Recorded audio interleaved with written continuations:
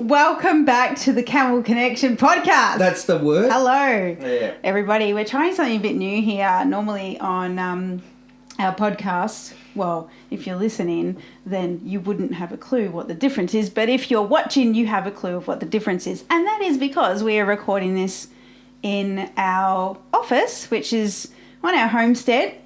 So it's filmed on farm. So if you hear roosters. There's a rooster. Like the timing of that was perfect. We used to have a duck, but unfortunately she passed away recently. But yeah, lots of noises. Cats, dogs, all that sort of stuff. Mm-hmm. So here we are. And children. Although they're back at school. Yeah. Which is like cool. Hopefully for... Ever. Yeah, till they leave home. Okay, so our topic today is going to be about where to start with your camel training. And look, everyone, no one's born with all this information, you know. It all comes through experience, and the more experience you get, then the better you're going to be at it. Okay, so everyone starts somewhere. And that's why we're here, is to help you with your knowledge and your skill levels at the beginnings of your camel journey. And I think it's definitely, you'd be taking the hard road if you try to do it all yourself. God, Well, I think even from like not just a camel perspective, but every one of us has been in that position where we've tried to do it by ourselves, and it turns out... Yes, I've been able to train horses, dogs and goldfish, you know. Yeah, I should be able to do camels as well. Yeah, and some camels it works on. Very, very few with the horse and camel translation. But, mostly people come to us going, oh, my God, help. Yeah, because the camel's a very different animal in the way they think, and that's what we're here to help you with. All right, you know... How can I say? A camel's just a camel. I mean, they're a camel. They think like a camel. They don't think like a goldfish or a dog or a cat or anything else. Okay, they think like a camel, and getting to understand that is like you're going leaps ahead as soon as you get to understand how they think and what they're seeing from their perspective. So that's what we're here for. Yeah. So I would love to start with the really, really, like, if you've been listening for a while, you know we talk a lot about the foundational training. It's like building a house. If you don't have a solid foundation, everything else that you try to build on top, it's just eventually not going to be a successful venture. For sure. Yeah, look, I'm thinking of some of our clients that we've had in the past, and they've gone ahead and approached us, and I've gone ahead and done an in-house clinic, if you like, with their 2 camels, and they got that foundation information and skills and techniques, etc., and worked it, and their whole idea was to actually eventually put the camels into a wagon, and because they wanted to go on picnics and holidays and things like that. And guess what? It's taken a few years for them to, with these pretty fresh camels that I witnessed, and but they got that foundation, and they built on that foundation, and that's the secret. That's the key to successfully, training your camel, is to get that foundation right from the first go. Okay, if you have a mix mash of things, then the camel's confused, you're confused, and you look like you end up going pretty much, you will get there eventually, but why do it the hard way? You don't have to, and it's all step by step, and once you understand that, the progress is step by step, then you can advance those steps when time's ready, and if need be, you can come back a few steps if you need to reinforce. That's why the foundation's really important. And a lot of behavioural problems that people have with their camels, or, if they're working with camels, actually stems from their camel's lack of understanding. Because, and also, let's just have a look at, some stereotypical situations, stubbornness, aggressiveness that can happen with camels. That normally comes from a form of fear and uncertainty and not having a clue on what you're asking of it. I've actually seen even really, really steady camels be quite well behaved, even though they've been handled by several people, but then they get to a cracking point, and they're the dangerous ones, because you never know when they're gonna flip their lid, sort of thing. They seem to tolerate, and then they're flipped, and that could look different in all sorts of circumstances. Yeah, no, that's exactly right. I remember actually when I first started actually in training. My story is a little bit different, and I did try it all by myself beforehand, and had no understanding, no concept as to how this camel was thinking. Later on, I got foundational training, if you like, and I remember my mentor actually saying to me as I was loading the camel into a trailer, maybe, or was something that I was close proximity to the camel, and he says, "Gee whiz, that camel trusts you." And I said, "Well, why wouldn't it? I haven't given it a reason to not trust me." And Phil, who was my mentor at the time, he's, I get that. And that's the whole basis of what we do. Is if your trust with the camel is built upon step by step, then as your camel gets older, and I'm thinking about our old boys now, they know full well, absolutely 100%, that under no circumstances am I ever going to put them in a position where they will either get hurt or will be in danger. So true. So true. You don't allow that to happen.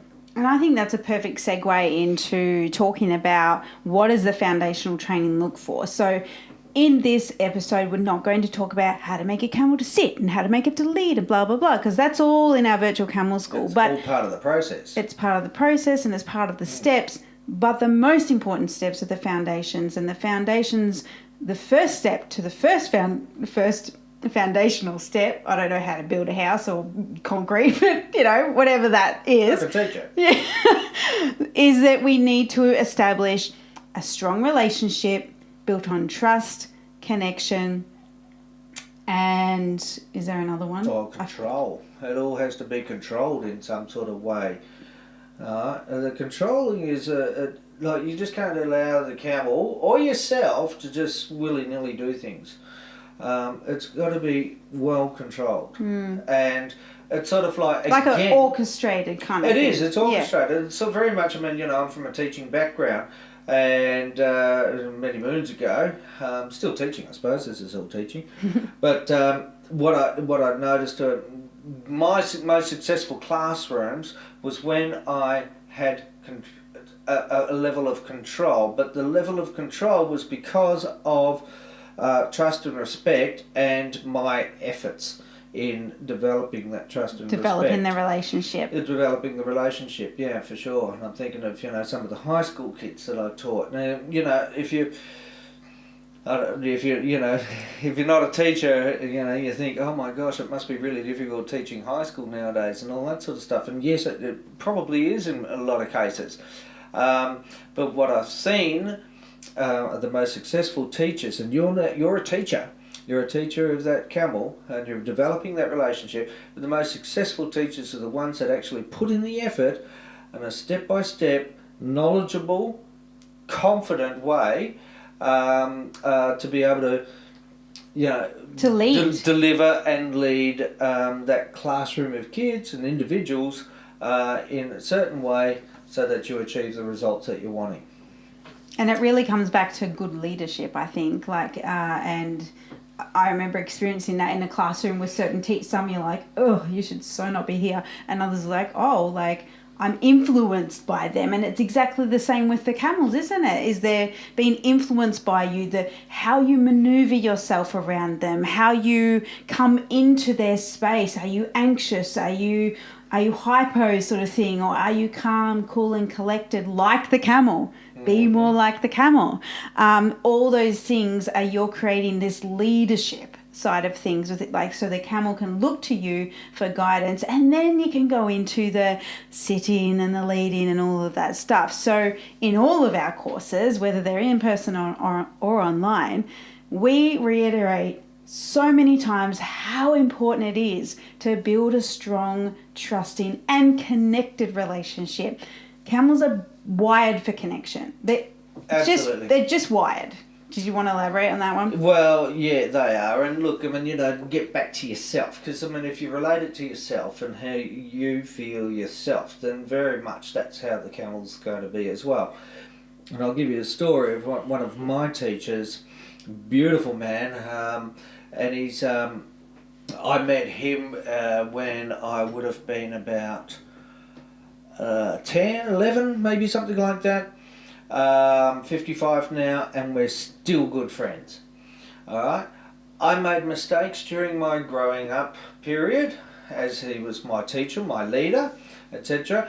And he did things as well which, I expected. I suppose I had an expectation that he was going to, help me with something or other, or whatever it might be, and it never eventuated. But because we had this trust bank, if you like, that was built upon, and that's how come nowadays we're still very good friends, and I call him up once in a while, see how he's getting on, and if I make the journey into Melbourne City, then and I've got time, then I'll go around and see him now that he's retired and things. So, and that, put it into the camel perspective, okay, if you're that teacher, okay, then your student will want to continuously, want to be with you and around you. Have that contact with you, and not all the time, okay, not all the time, but whatever that teacher says, whatever you say with your camel, then there's trust. There's a lot of trust there, and they're going to believe you. And if they're asking you to do something, then you're most likely to go ahead and do it. And to translate this into camel language, and we talk so much about this, that you don't have to look far in the camel herd environment to see this exact scenario that we're talking about now play out. There's influential camels in a herd environment, and whatever happens in that herd environment kind of it's sort of either directly or indirectly got that influential camel, that leader camel involved. And it's a beautiful thing to witness. I love watching them in their herd environment, and so-and-so is having a fight, and then someone will come and try and break it up. Like, it's a beautiful process to watch. And everything that we're saying here and everything that we teach in our courses is all about taking from what we know from the herd environment and how a camel behaves in a herd environment, because that's the language they're going to understand. If we try to make them understand our human language, they're not going to understand it. So obviously we're looking towards the camel and its normal natural behaviors, and then let's put this in a language they can understand, so we can connect with them, so we can go on long trips with them, so we can ride them, so we can enjoy them as pets, and all of those things. Yeah, look, I remember actually when I first started learning and teaching camels, or not so much teaching, but having that connection and developing the relationship with camels to be able to do things like that. One thought that I had, and occasionally it pops into my mind, and it's just popped into my mind. Did you hear it? It actually did. It just popped into my mind. One thing I thought was, here's a fresh camel that has had limited experience with human beings. Therefore, I'm going to be the best possible human being I possibly can for this camel, so that it's got a good concept of what a human being can be like. Now, that's not to say that I haven't made mistakes, but as you're building up that trust bank, then you can come backwards a little bit, if you do make a mistake, but you can recover. And that is beautiful, watching that and actually being a part of that. And to, if you made a mistake with a camel, you can actually go up to them and say, look, sorry about that. I'm really, really sorry. Let's try this again. It's a relationship, and no relationship's perfect. No relationship's perfect, but as you build up on that trust bank, okay, then you can draw on that, and maybe not deliberately, but you can draw on that to make up for mistakes and move on. And that's what you want to be. That's where you want to be, is to move on. This is part of that psychology stuff. I mean, that we're talking about all the time, about the camel psychology, if you like. And it's so valuable. It's so valuable. I mean, you've got some beautiful animals, I'm sure, with your camels. Well, what sort of relationship do you want with those camels? And this is coming back to, okay, so what's the beginning part of your relationship, or your time that you're going to spend on this earth with that animal? You've got them to your property.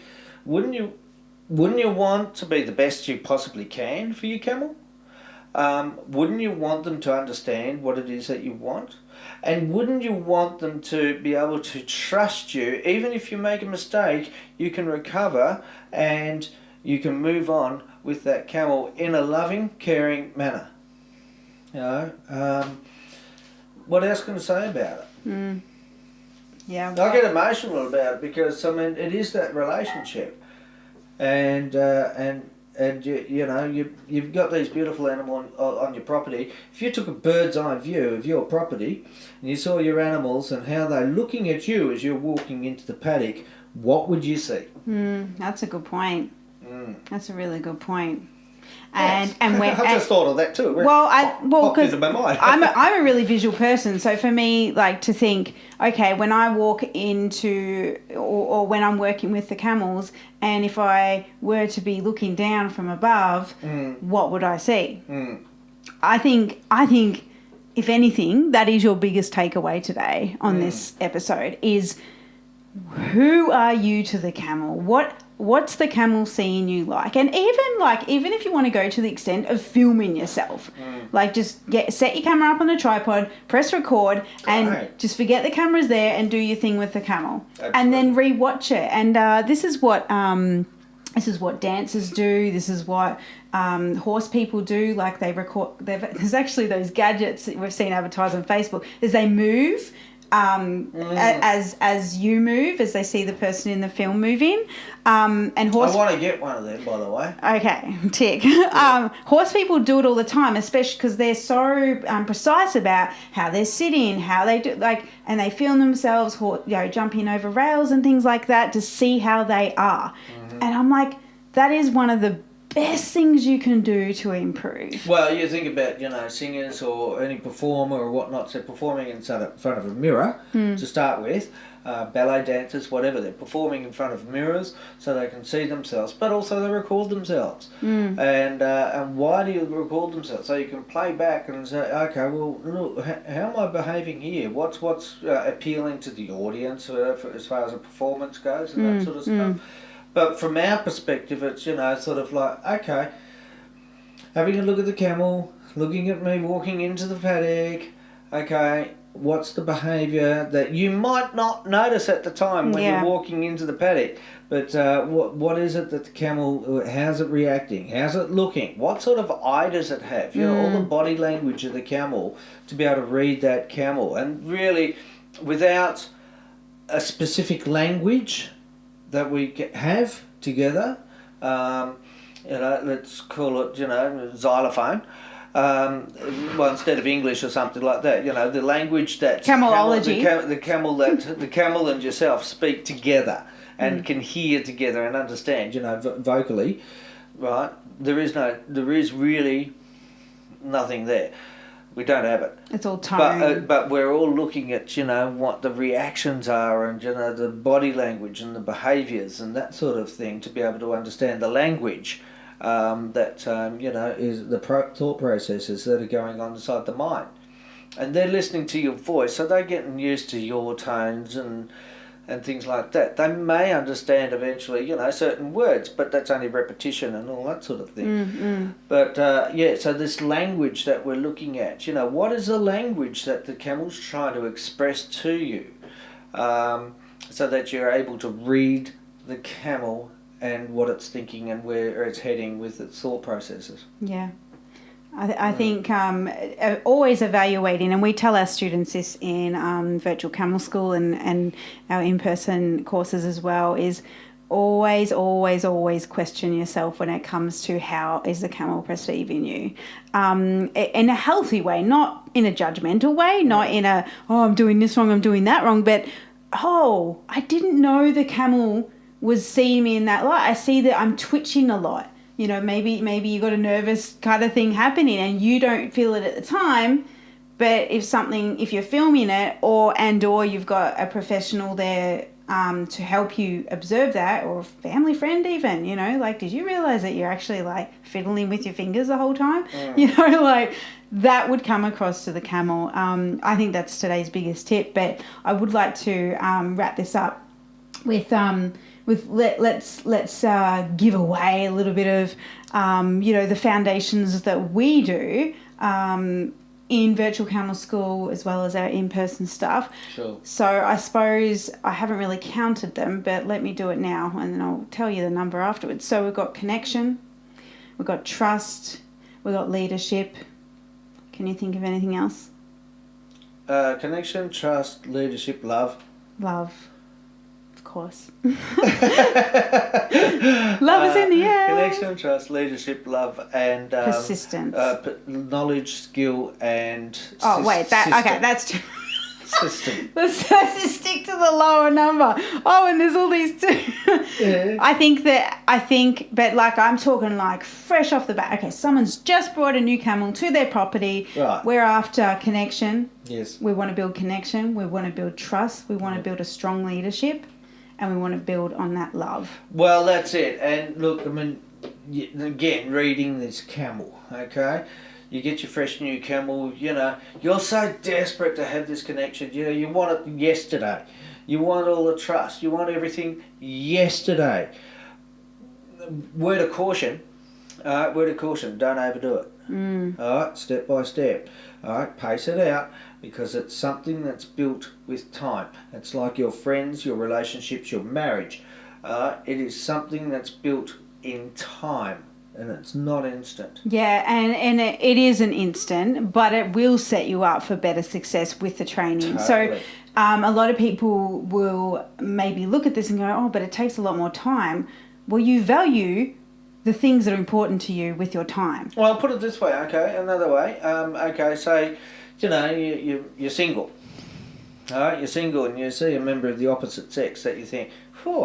Or the same sex, I might add. Or the same sex, yeah, well, Yep. whatever. Okay, someone else. Okay, we're all you're inclusive here. Okay, yeah, sure. But you're interested and you think, yeah, this is cool, you know. Well, what's the first thing you do? What's the first thing you do? You introduce yourself. How do you introduce yourself? How much time does us humans, you know, rehearse and carry on when you're single? What's the best way? And all the nervousness that goes on with introducing yourself for the first time to someone who you're interested with. How funny is that? Like, the image that's going in my head is like, yeah, it's not like you'd flash a halter at them. No. Saying, come here, I'm going to catch you. No. I'm going to get you. No. That's right. Exactly. Get the lasso. It is just not the way to do it, okay? I don't think you'd have a great deal of success if you did. And, well, might be some people's game. Hey, you know, it depends. It's not a camel's game. But you see what I'm saying, though? I mean, you know, like, you don't... Yeah, you're wanting that person to be interested in you. Hence, let's go back to the camels. You want the camels to be interested in you as well, which they will be if you present yourself in a very humanly manner. And how do you do that? And that's, again, in the dating game, you know, the biggest question, you know, how do I approach that person? What should I say? You know, is my hair looking good? You know? And it's probably not through food. Again, like, I mean... Yeah, it is. Let's go out to dinner. Well, but you're not you're not, like, luring them in with a lolly or something, you know? Yeah. Like, come get a lolly! We're going to build a trusting, connected relationship. Here's a biscuit of hay.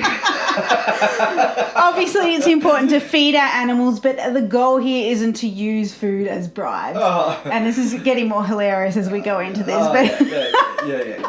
It's a different way of going about things, which we don't, well, it works, but and eventually, but look, it's not how you build a relationship. It's really. not with a camel, not with me. Can't bribe me with food. Maybe. So yeah, like we're looking at connection, and we're building that connection with literally just hanging out with the camel. Who are they? You're same with building a relationship with any human, like get inquisitive about them. What do they do in their spare time? Go out to the paddock, oh, look what they're doing, out there. They're rolling around, or they're trying to, reach up to a tree branch, and how are they doing that, and how are they interacting with other animals, how are they interacting with their environment. Like all of that will give you massive clues on who that camel is. And let me tell you, like where our house is situated, our homestead here, like it's up high and we can see all the camels most of the time. And I find, I don't know about you, Russell, but as I watch the camels interact in their herd, it gives me clues on how to approach their training next time we're with them, or their handling. Like I'm thinking of a couple of the cheeky ones. I'm like, oh yeah, I know who you are now. I see that you got this cheek in you. I see you always want to push people's buttons and Well, it's interesting you say that, because what I've noticed with some of our cheeky camels, some of the ones that are they're just cheeky. Is I will always go up as a matter of respect more than anything, and love and concern, but go up to my old boys first. And it's like the elders. Out to them, and then I go down the pecking order. Okay, eventually to the others, giving them just as equal amount of time and respect and all that sort of stuff. But I always do that. And what I find every time that I go into the paddock is they actually see that, they recognise that, and if they're, a little bit carrying on, but wanting to be cheeky or whatnots, it actually, for some reason, it actually makes them a little bit calmer for whatever reason, and I haven't figured that part out yet. But, I've always done that. Yeah. Always. That's really interesting. I find myself doing that naturally, but that makes sense now that you say it out loud like that. And there's always a bigger calm in the paddock. It's like, okay, well, the elders have had their introduction. Now it's time to go down the pecking order. It's really sensible. I really like where we live. I mean, right at the moment, the horse and donkey are just walking past the... past the window. Yeah. Our four-legged lawnmowers. Yeah, that's it. They're in our front yard just lawnmowing. Oh, she's not going to eat that flower. Oh, gosh. No. There we go. So I really hope you got a lot of value from this podcast, this episode. There's where to start, isn't it? Yeah, and really, if you really want to dive into this, you just need to do virtual camel school with us, really, because we talk a lot about connection, we talk a lot about leadership, we talk a lot about trust, and I love it that people who do listen to our podcast and do listen and watch our videos is that they're prepared before they come into virtual camel school, because they've already been prepped up. They're like, this is how we approach camels, and this is how we think about camels. So they're prepped up. So they're the perfect student to come in and go, okay, now I am ready to do the work, which is really super cool. Virtual Camel School is opening up again soon. Oh, good. Yeah, at the end of this month, we're actually going to do another live round. Normally we do it in September, but we had a lockdown, we had children everywhere, and it was not going to work. Yeah. But we're still here and we're still going strong, and we definitely want to teach you guys live again through Virtual Camel School. We love that work so much. Yeah. So you can head over to our website. There'll be an ad at the end of this, because I don't know what the link is yet. So I'm not prepared in that respect.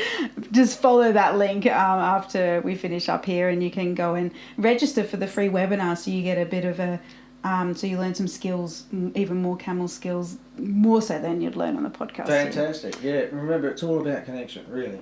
It really is. Connection. We have a saying in our with our students in Virtual Camel School is connection over accomplishments. Totally. Because at the end of the day, you win. You'll always win. I don't know if win's the right word, but you'll always build on that relationship a lot stronger if you got connection. Just say you're having a really shitty day with you and nothing's working with the camel. You go back to connection, and tomorrow's a clean slate. Yeah. And that's what I love about it. Very good. It's been so great being back with you guys. Yeah, terrific. It's been a bit of a dry spell there. Yeah. Hope everyone's doing all right with the pandemic and all that sort of stuff. And all the related issues attached to it all. We're hearing you. You're feeling you. We're all part of it together as well. Yeah. And let's just keep on pressing on, I think. You know, what else can we do? And we're here to give you all the camel content. Yeah. Because, you need that stuff. Just do it as much as you can. Yeah, absolutely. Don't forget to go and register for that webinar. The ad is coming up. Fantastic. Okay, bye. All right, guys. See ya. Bye. Bye. Virtual Camel School is coming up. Don't miss your chance to learn our Camel Connection trust-based camel training method from the comfort of wherever you are in the world.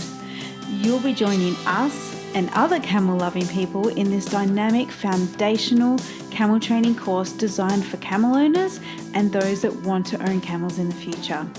No matter if you've been in the camel game for a while or you're only just starting out, you're going to love our virtual camel school with pre-recorded training videos for you to watch and live weekly training videos with us to cement your learning and have your questions answered. We guarantee you'll learn something new. So come and join us live in the no-charge camel training webinar that we'll be holding soon, where we'll be teaching you the 5 must-have skills that you need to know in order to train and handle camels. Head over to camelconnection.com/camel training live to register now.